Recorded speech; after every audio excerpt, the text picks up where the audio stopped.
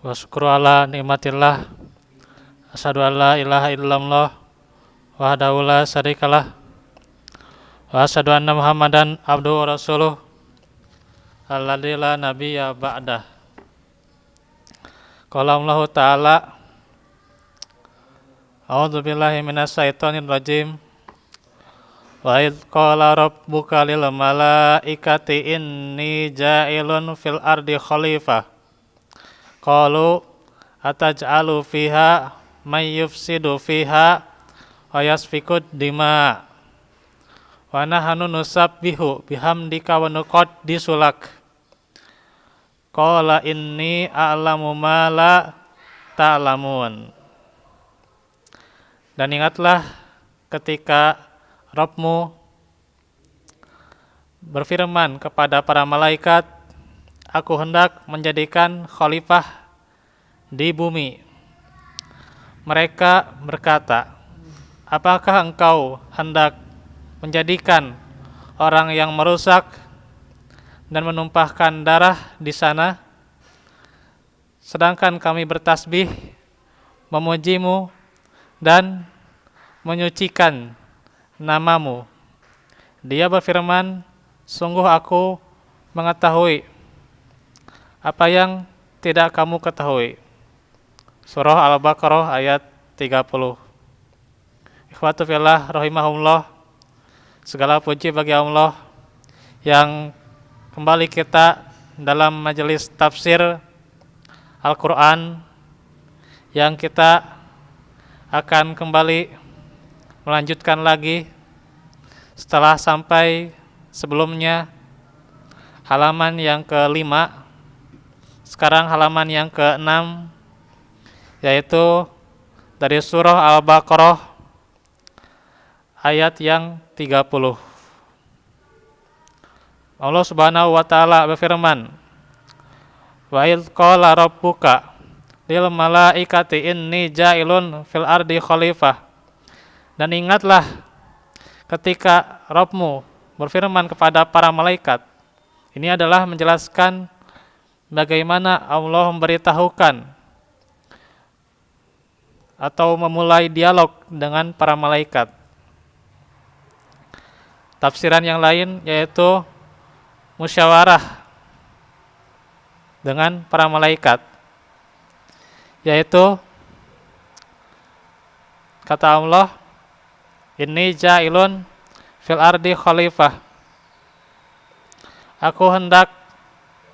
Sesungguhnya aku hendak menjadikan khalifah di muka bumi.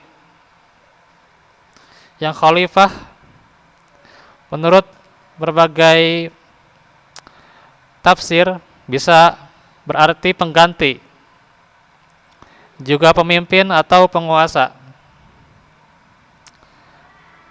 Namun malaikat berkata, qalu ataj'alu fiha.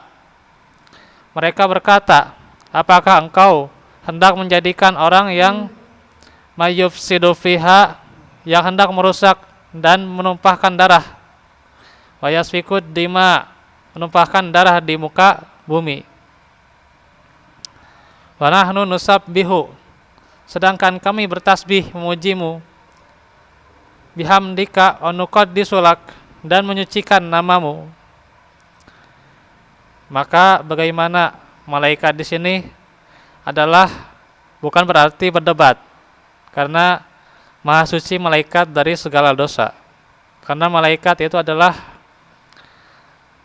orang yang Allah ciptakan dari cahaya dan tidak mungkin untuk bermaksiat kepada Allah Subhanahu wa taala. Dan malaikat selalu taat terhadap perintahnya. Sehingga dijelaskan dalam surah At-Tahrim yang bagaimana malaikat itu tidak akan pernah bermaksiat kepada Allah Subhanahu wa taala.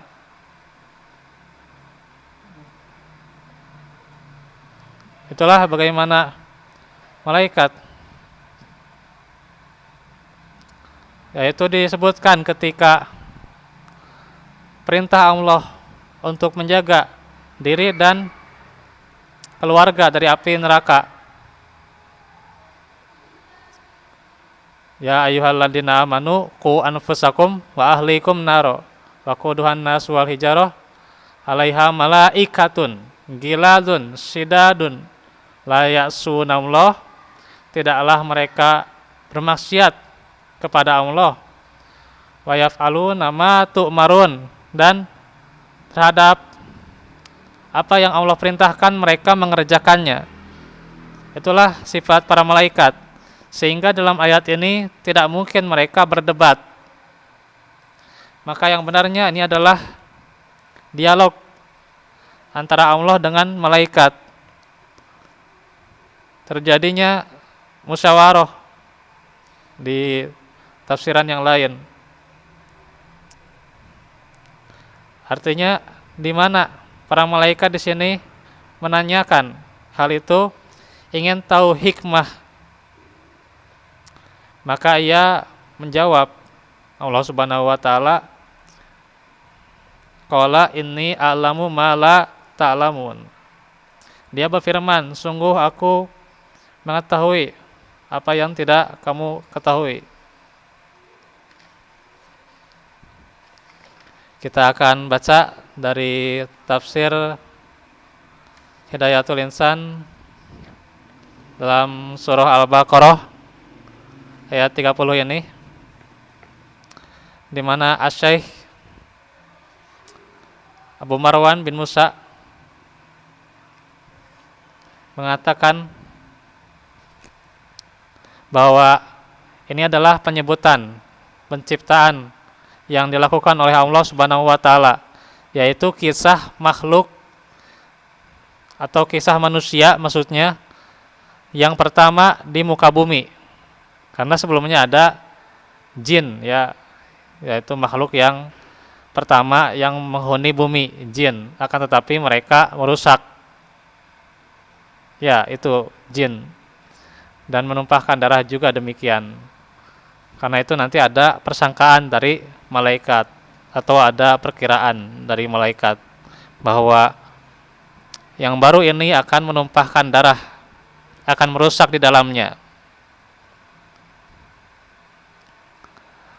Dan ini juga merupakan nantinya keistimewaan yang disebutkan dalam tafsir ini, yaitu dijadikannya para malaikat bersujud kepada Adam dan sikap iblis, serta bagaimana dalam ayat ini juga nantinya di ayat-ayat setelahnya Adam, yaitu ia diistimewakan dengan ilmu.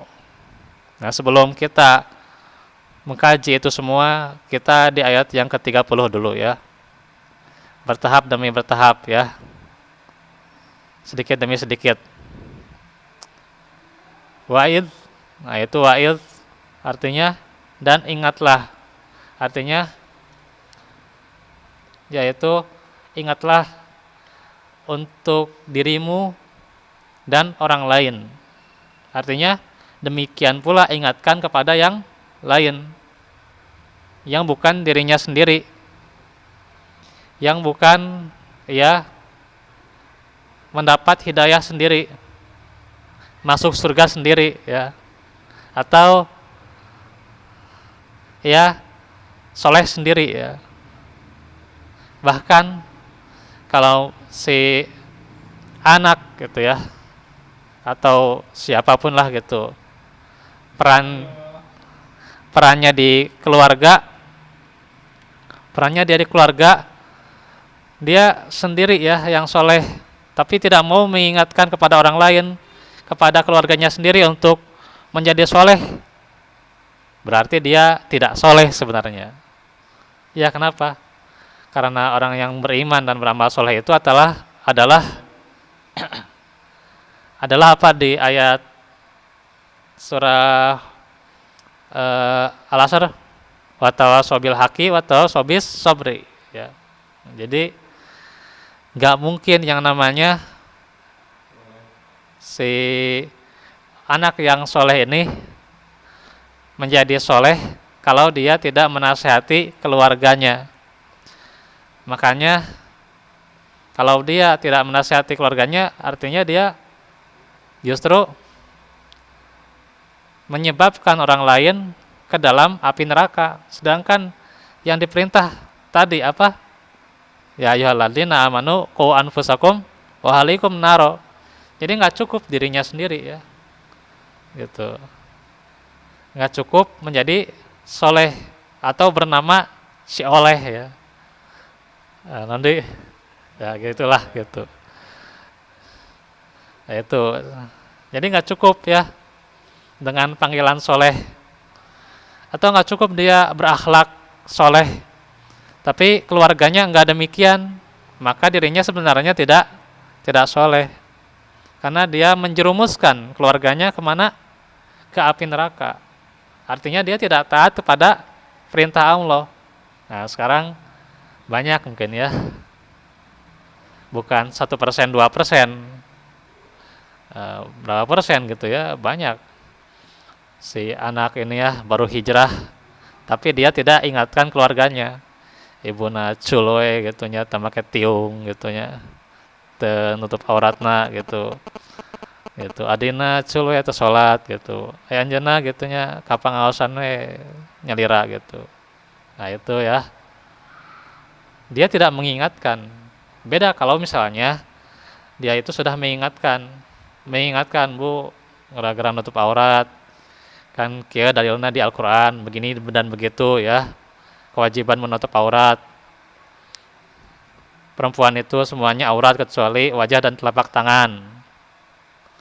Nah itu kemudian dijelaskan demikian, nyuruh ke bapaknya juga, ke adiknya supaya sholat, sudah disuruh susah juga. Nah itu beda lagi, artinya dia sudah berusaha, sudah berdoa, bertawakal kepada Allah, sudah hidayah itu di tangan siapa? Di tangan Allah. Artinya, kalaupun misalnya tidak soleh, si keluarganya tidak mengapa, karena dia sudah berusaha.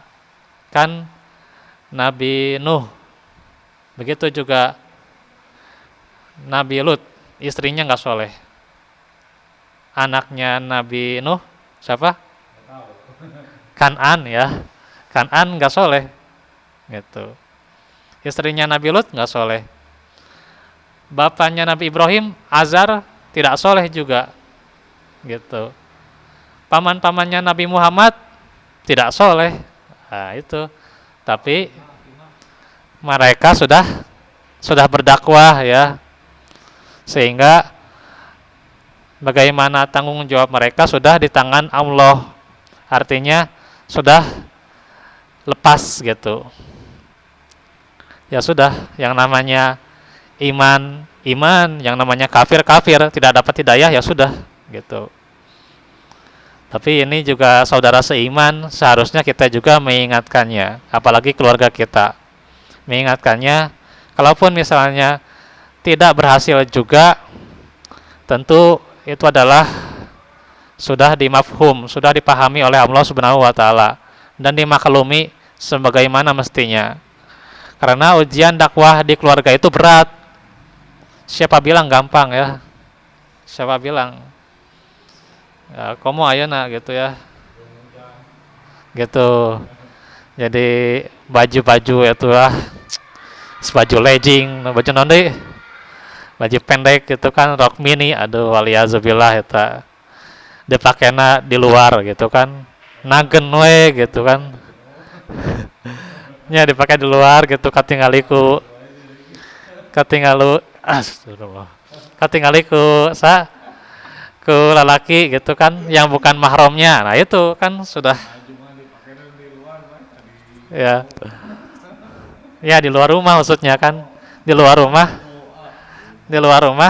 ya apa, memperlihatkan kepada bukan mahramnya. Nah, itu sudah itulah bagaimana dakwah keluarga itu sangat berat ya. Ya, iklan lalanya.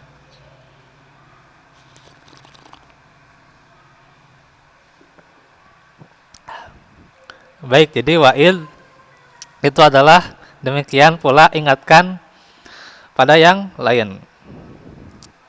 Kemudian wa idz qala rabbuka lil malaikati inni ja'ilun fil ardi khalifah. Khalifah itu artinya bisa berarti pengganti, bisa juga pemimpin ya, bisa juga penguasa atau pengurus. Itu khalifah. Atau tentunya ini adalah amanah yang sangat tinggi yang Allah berikan kepada makhluknya. Dan khalifah itu tidak mesti dia menjadi pemimpin ya, nggak mesti ya, nggak mesti jadi presiden ya, jadi perdana menteri atau jadi raja, nggak mesti ya, nggak mesti dengan seharus yang dibela-bela dengan nama khilafah gitu ya, nggak mesti itu. Emang di dalam Al-Quran ada syariat khilafah, dan itu bukan syariat bikinan, itu syariat Islam. Tapi khilafah yang dipahami zaman sekarang itu aneh-aneh gitu ya. Ingin mendirikan khilafah di dalam negeri. Nah, itu yang aneh gitu. Padahal di zaman Nabi, ketika Nabi menjadi khalifah di Madinah, bukan hanya Madinah yang beliau pimpin, tapi negara-negara lain beliau ada jatah untuk menjadi untuk mengurusi tempat-tempat yang lain gitu. Jadi nggak cukup gitu kan hanya Madinah. Kamu Madinah mah ada lebih kecil di Arab Saudi nya. Gitu. Kan Arab itu kan luas, gak Madinah aja gitu ya. Tapi Nabi perintahkan para sahabat untuk pergi ke Yaman, ke negara-negara lain gitu kan. Gitu, iya. Begitu juga bahkan ke negara-negara kafir seperti Persia, Romawi, itu kan diperintahkan gitu. Nah, itu berarti khalifah itu tidak mesti menjadi pemimpin dalam negeri gitu ya. Khalifah itu sifat yang kata Syekh di sini yaitu makhluk yang akan mengelola bumi dan memperlakukan perintah-perintah Allah di sana, yaitu manusia, di mana sebagiannya akan digantikan oleh yang lain. Karena itu kaumnya Nabi Adam digantikan lagi oleh kaumnya Nabi Nuh, digantikan lagi oleh kaumnya Nabi Hud, kaum apa? Kaum Ad ya. Digantikan lagi oleh kaumnya Nabi Sholih, kaum Samud, terus menerus berganti gitu. Nah, itu yang artinya khalifah itu sebagai pengganti. Pemimpin juga demikian, tapi pemimpin di sini bukan artinya harus memimpin dalam sebuah negeri. Nah, itu ya. Jadi harus koreksi lagi nih. Apalagi yang suka bela-bela khilafah itu ya. Yang benar itu ya, ajarin Islam yang benar. Jangan ajarin Islam setengah-setengahnya. Islam itu luas. Masalah tauhid enggak terbahas. Masalah fikih enggak terbahas, masalah akhlak enggak terbahas. Ini sudah ngomong-ngomong tentang politik ya, tentang khilafah. Nah, itu hati-hati ya. Siap. Jadi itulah yang menjadi bahasan yang pertama. Kita mesti memahami apa itu definisi khalifah. Barusan sudah disampaikan ya. Kemudian kata malaikat, qalu ataj'alu fiha may yufsidu fiha wa yasfikud dima. May yufsidu yaitu mereka merusak di antaranya dengan berbuat maksiat. Begitu juga wa yasfikud dima, saling membunuh di antara mereka. Kemudian juga ini adalah perkiraan malaikat. Wa nahnu nusabbihu bihamdika wa nuqaddisu lak, yaitu para malaikat bertasbih senantiasa memuji Allah dan juga menyucikan nama-namanya. Itu ada dua makna yang nanti kita akan jelaskan di pertemuan tafsir selanjutnya, yaitu bisa jadi menyucikan karenamu dan juga bisa jadi menyucikan dari kami dengan akhlak yang baik. Jadi dua poin ya. Bisa karena ikhlas dan juga akhlak yang baik. Dan juga kata Allah, qala inni a'lamu ma la ta'lamun, yaitu nantinya ada para nabi, orang-orang soleh, siddiqin, apalagi syuhada ya. Gitu. Nah, itulah wa hasuna ulaika rafiqo, sebaik-baiknya teman gitu. Nah, itu hikmah-hikmah yang nanti dirasakan. Kita juga sudah merasakan bagaimana dahulu kita tahu kisah-kisahnya, sekarang yaitu kisah para nabi dan juga orang-orang soleh, para salafus soleh ya. Para sahabat juga demikian. Para sahabat Nabi Sallallahu Alaihi Wasallam. Itulah bagaimana juga orang-orang yang soleh, para ulama setelahnya ya. Demikian juga yang mengikutinya hingga akhir zaman. Semoga kita termasuk di dalamnya. Baik, ini masih panjang ya. Masih ada sekitar 3 paragraf ya. Karena masih panjang, mungkin kita bersambung dulu ya di edisi berikutnya tentang kisah Nabi Adam di surah Al-Baqarah. Silahkan nanti sambil dikaji ayat-ayatnya. Dan juga insya Allah hari Selasa nanti kita lanjut saja dengan kajian tentang kitab Tauhid ya. Kita lanjut lagi kitab Tauhid. Masih bab yang ke-37. Baca-baca lagi ya, supaya semakin paham dan juga semakin kuat pemahaman kita tentang risalah-risalah yang dibawa oleh para nabi dan rasulnya. Itulah yang bisa disampaikan. Mohon maaf apabila ada kekurangannya, dan juga semoga Allah selalu melancarkan dari aktivitas kita, menyehatkan kita, dan juga melapangkan dari keadaan kita, rezeki kita, terus menerus kita dimampukan untuk beramal soleh dimanapun kita berada, wujudkan dengan ketakwaan. Walafu minkum.